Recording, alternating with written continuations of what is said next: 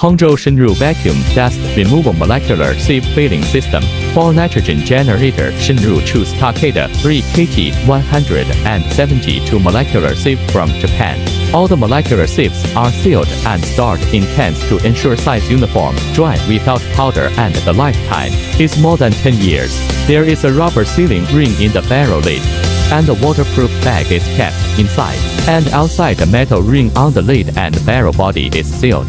Chenrui use vacuum dust removal molecular sieve filling system. The molecular sieve packing is very uniform. The packing density is more than 710 kilograms per cubic meter. The effective adsorption of dust and impurities in the molecular sieve. To ensure the clean basin of the adsorption tower, reduce the resistance of the adsorption tower.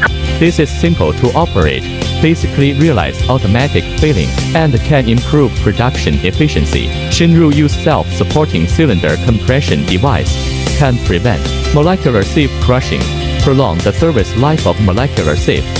It will automatically prompt to replace the molecular sieve and more sieve.